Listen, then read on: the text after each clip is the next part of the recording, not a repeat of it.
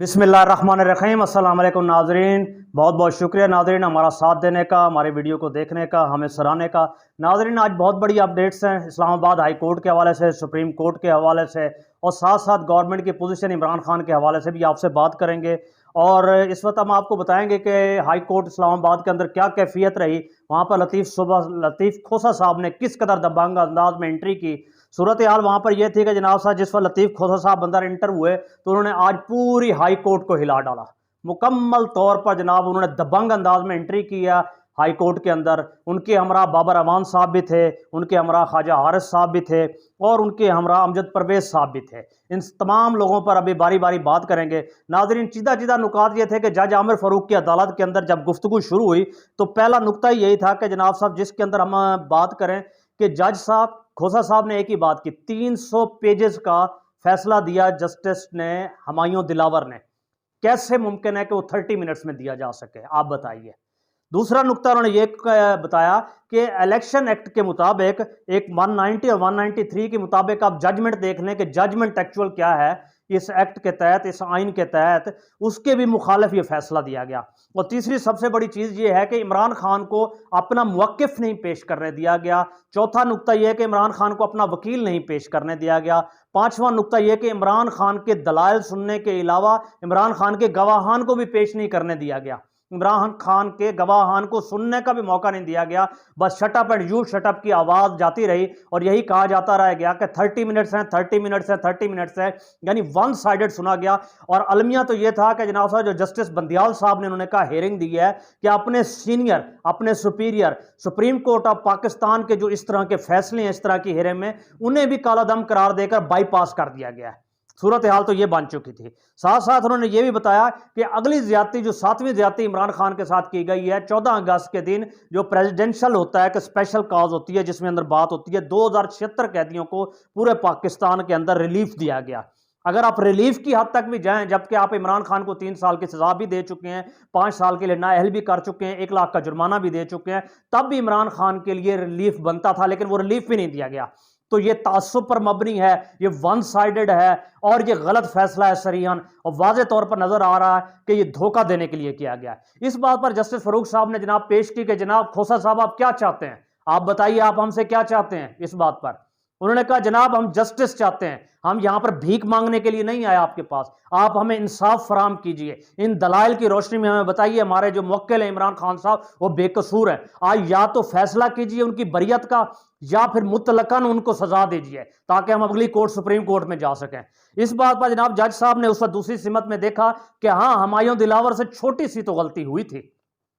नाजरीन इस बात के ऊपर जस्टिस खोसा साहब ने कहा जज साहब फारूक साहब छोटी सी गलती नहीं, संगीन जुर्म कहिए, संगीन जुर्म। उनके संगीन जुर्म की पदाश में आज इमरान खान कितने 2 हफ्ते से ज्यादा हो चुके हैं जेल में सड़ रहा है, और वो साहब इस वक्त इंग्लैंड में बैठे हैं। उनका वहां पे लेक्चर ज्यादा जरूरी था, वहां पे काम ज्यादा जरूरी था। अगर इतना ही अहम था तो आपने जज क्यों नहीं तब्दील किया, जबकि मेरा मुवक्किल कह चुका है कि मुझे जज तब्दील करके दे, ये मेरे मेरे मेरे इस वक्त काज को प्रॉब्लम करने की कोशिश कर रहा है, मुझे सूट नहीं कर रहा किसी भी हवाले से। लेकिन वो बात भी, हमारी अपील भी नहीं सुनी गई किसी भी हवाले से। उसके साथ साथ जनाब जस्टिस फारूक साहब ने पैंतरा बदला और अपना रुख बदलते हुए उन्होंने अमजद परवेज साहब की तरफ बात रुख मोड़ लिया। अमजद परवेज साहब आप ये देखें कि गुज़श्ता दिनों जो थे वो अपोनेंट वकील थे, और जब अमजद परवेज साहब को उन्होंने देखा उन्होंने कहा जी अमजद परवेज साहब सूरत हाल तो ये है कि आपने भी गवाहान नहीं सुने। उन्होंने कहा जी मुझे तो गैर मुतलका महसूस हुए थे।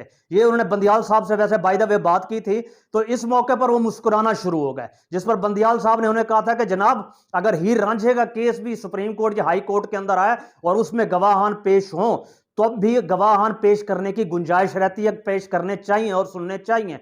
मगर इस मौका पर यह कि फारूक साहब के सामने जनाब अमजद परवेज साहब खामोश होकर मुस्कुराना शुरू कर दिया और जवाब सिर्फ महज इतना दिया कि मैं इस वक्त कुछ नहीं बोल सकता क्योंकि मेरे निकाह के गवाह जनाब लतीफ खोसा साहब थे। यानी आप अंदाजा लगाएं, एक दिन पहले जो चोर था अब वो खामोश हो गया। लेकिन इससे पहले एक और बात बताएं, ख्वाजा हारिस साहब इमरान साहब के वकील थे, मगर उनके साथ ये हुआ कि कंपनी का दबाव और नामालूम प्रेशर है जिसकी वजह से वो इस वक्त खामोश होकर एक तरफ हो गए, वो एक तरफ हो गए, एक जानिब हो चुके हैं। अच्छा, इसके बाद ये भी है कि खोसा साहब ने ये भी कहा जनाब इस वक्त लग ये रहा है कि आपका जो हुमायूं दिलावर आपके जस्टिस है वो आपको कांस्टेबल की तरह ट्रीट कर रहे हैं। नाज़रीन इस वक्त जो तमाम तर सूरत हाल है वो ये दिखाई दे रही है, लेकिन उसके बावजूद वही बात हुई कि आज तो मैं फैसला नहीं दे सकूंगा, मैं समाअत करूंगा, मुझे कुछ वक्त दरकार है, और बात कल जुम्मा तक चली गई है और लग यही रहा है कि ये बात जुम्मे से भी शायद आगे चली जाए। इम्कानी सूरत हाल है ये मंडे तक चली जाए, बात आगे 3 दिन आगे चली जाए। लेकिन नाज़रीन आप एक बात गौर कीजिएगा, इस तमाम तनाजुर में कंपनी हो, आले शरीफ हो, अमेरिकन एस्टेब्लिशमेंट हो, ये सब लोग एक थाली के कच्चे बट्टे हैं और एक ही तरीके से ये लोग चल रहे हैं, एक ही सिस्टम में, एक ही ट्रैक में एक दूसरे को लेकर चल रहे हैं। नाज़रीन सूरत हाल ये है कि हम इस हवाले से भी बात करेंगे कि अमेरिकन की हम क्यों बात कर रहे हैं, अमेरिकन सफीर ने आज क्या किया है, मियां नवाज शरीफ साहब ने इसराइल के वजीर से क्यों मुलाकात की है, इसको हम अगली अपडेट के अंदर आपको बताएंगे डिटेल से कि क्या सूरत हाल है। लेकिन इसके साथ साथ नाज़रीन अगर हम आपको यह भी बताते चलें कि सूरत हाल इंतहाई गंभीर सूरत हाल इख्तियार कर चुकी है। जो सदर पाकिस्तान है, सदर पाकिस्तान के हवाले से जो अपडेट्स है उनके ऊपर बार बार ये ट्रेंड चलाया जा रहा है, उन पर दबाव डाला जा रहा है कि जनाब आप इस्तीफा पेश करें इस बात के लिए कि आपने तौहीन सहाबा और तौहीन अहले बैत का बिल पास नहीं किया। ओ खुदा के बंदो, इस बिल की सेंसिटिविटी का आप अंदाजा ये लगा लीजिए, जिसकी पहली शिकी ये है कि अगर ये बिल अप्लाई हो जाए बगैर किसी तहकीक के जिस शख्स पर तौहीन सहाबा या तौहीन अहले बैत का इल्जाम होगा पुलिस या एजेंसी उसे गिरफ्तार करेगी और उस वक्त तक अपनी कस्टडी में रखेगी जब तक कि वो सबूत ना ला के दे कि उसने ऐसा नहीं किया। आप इसकी सेंसिटिविटी का अंदाजा लगाएं, इसमें कितने लोग गुम होंगे, कितनी जबरी गुमशुदगियां होंगी और इसका इस्तेमाल किस तरह होगा। ऑलरेडी 295C के अंडर हमने भाई जो देखा इस वक्त जड़ावाला के करीब जो वाकया हो चुका है वो हमारे सामने है। हमने इस्लाम की बहुत खूबसूरत मिसाल पेश की है कि स्लेब तक उखाड़ ली है, उनके घरों तक को आग लगा ली है, उनके घरों के सामान तक को साथ लेके चले गए हैं। खैर हमारा तो इस्लाम हम तक है जो हम समझते हैं जिस तरीके से। इसके साथ साथ नाज़रीन इस वक्त सूरत हाल ये बन चुकी है कि लंदन के अंदर इन नवाज शरीफ और इन आले शरीफ को इनको ये पता चल चुका है मैं वज़ीर आज़म बन चुका हूँ, मेरा भाई वज़ीर आज़म बन चुका है, इनिंग्स हम खेल चुके हैं, हमारे से और कुछ नहीं हो सकेगा। मगर इस वक्त ये है कि जो इंटरम सेटअप में वज़ीर आला काकड़ साहब बैठे हैं उनको JUI फजल रहमान से हमदुल्ला साहब ने एक बात की आज कि अपनी औकात में रहो, कुर्सी के नाम पर ज्यादा उछलो नहीं, ये किसी की सगी नहीं होती और अगर इलेक्शन फरवरी तक गया तो इसके नताज बहुत भयानक हो सकते हैं। यानी दूसरे लफ्जों में उन्होंने सीधा हो गए हैं, कंपनी को भी थ्रेट दिया है कि ऐसा नहीं होना चाहिए, अगर ऐसा हुआ यानी वही बात जो इमरान खान कर रहा है वही बात ये कर रहे हैं। लेकिन एक चीज अच्छी हुई सदर पाकिस्तान ने जनाब उन्होंने इलेक्शन कमीशन के चीफ को बुलवाकर 12 नवंबर की डेट दे दी है अपनी तरफ से, अपने आईनी मुद्दे के हिसाब से।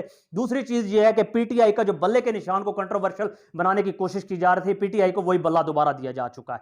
इसके साथ साथ नाजरीन हमारी तो सूरत हाल इस वक्त मजीद दिगरगू हो चुकी है। जो कल चेयरलिफ्ट के मालिक की बात आई थी जो इस वक्त वहां बटग्राम में वाकया हुआ, जनाब उसके ऑनर को अरेस्ट कर लिया गया। क्यों अरेस्ट कर लिया गया? उसका ताल्लुक PTI से है। आप अंदाजा लगाएं, इस तरह फिर पूरे KP को अरेस्ट कर लें, ये तो आपकी हकीकत है, यानी एफिशिएंसी नहीं दिखानी। अब हालत ये है कि जनाब आप अपने सोल्जर्स को आप अवार्ड से नवाज रहे हैं। हुआ ये कि उन्होंने 2 बच्चे रिलीज करवाए थे, उसके अलावा जो सारा काम हुआ है वो तो लोकल और मकामी लोगों ने किया। खुदा के बंदे अपनी एफिशिएंसी देखो। हिंदुस्तान का आलम यह है कि वो चंद्रयान पर पहुंच चुका है, लेकिन आपको परेशान होने की जरूरत नहीं है। इंशाल्लाह हमारे हाफिज साहब बहुत जंगजू किस्म की शख्सियत हैं, वो आपको चांद से आके जन्नत में ले जाने का प्रोग्राम बना रहे हैं। और इसके साथ साथ मैं आपको यह भी बताऊं, एक दिन आएगा सारा जहान चांद पर और मार्स की बात कर रहा होगा, लेकिन इंशाल्लाह अजीज बहैसियत पाकिस्तानी कौम हम सूरज की तरफ जाएंगे। सीधी सीधी बात है। इसके साथ साथ नाज़रीन आपको यह भी बताएं, जो हमारा स्पार्को इदारा है उसकी तबाही और बर्बादी तो हमने खुद की है। आप देखें उसके जो पहले पायनियर थे डॉक्टर अब्दुल सलाम साहब 1961 में थे। जस्ट 9 माह की मेहनत से उन्होंने ये इदारा तो बना दिया, मगर उसके बाद पिछले जो 4 अभी रिसेंटली गुजरे मेजर जनरल, जिसमें मेजर इस वक्त जनरल नदीम साहब हिलाल इम्तियाज भी हैं, उनकी क्या वर्थ और क्रेडिबिलिटी है बीइंग ए चेयरमैन। एक FSC पास, एक 21 ग्रेड की शख्सियत, उनकी क्या कैपेसिटी है मुझे आप बता दें। उनसे सिर्फ E=MC2 ये इक्वेशन ही पूछ लें तो उनको नहीं पता, उनको मार्स की लेंथ ही नहीं पता, उनको सेंसिटिविटी का मतलब है ईची बीची का इल्म ही नहीं है। कैसे शख्स को बिठाया हुआ है, कभी भी इदारे इस तरह आगे नहीं जा सकते।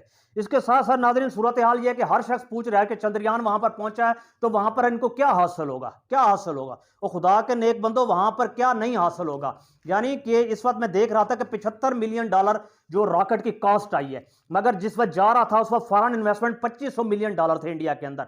लैंड करने के बाद ये इन्वेस्टमेंट $12,500 मिलियन पर हो गई है। $12,500 मिलियन यानी $1 अरब से ज्यादा इन्वेस्टमेंट हो चुकी है। और उसके साथ साथ ये हुआ, हम 1 अरब डॉलर के लिए रो रहे हैं, वहां एक रॉकेट से यानी $75 मिलियन लगाया और 1 अरब डॉलर से ज्यादा उनके अंदर इन्वेस्टमेंट आ गई। और $75 मिलियन की कास्ट कितनी है, आसान लफ्जों में आप ये जान और समझ लीजिए कि जनाब शहबाज शरीफ साहब ने जो आखिरी चंद दिनों में 90 अरब रुपया जो एमएनएस को रेवड़ियों की तरह बांटा है, वो 90 अरब रुपया भी ज्यादा बनता है। यानी अगर वो 90 अरब रुपया भी इस तरफ लगा दिया जाता तो शायद हमारा स्पार्को की तरफ से रॉकेट ऊपर जा चुका होता। लेकिन फर्क तो तरजीहात का है। उसके साथ साथ जो एजुकेशन की मद में होगा, जो और बहुत ज्यादा इनोवेशन और क्रिएटिविटी होगी, वो एक अलग चीज है, वो एक अलग सूरत हाल है। बहरहाल अपनी अपनी तरजीहात हैं, हमें देखना चाहिए हमारी तरजीहात क्या हैं। आज की तरजीहात यही है कि खान साहब को कल तक का वक्त दिया जा चुका है, मगर करीना क्यास यह है कि ये किसी एक तरफ बैठता हुआ दिखाई नहीं दे रहा फैसला। कल तक का वेट करते हैं।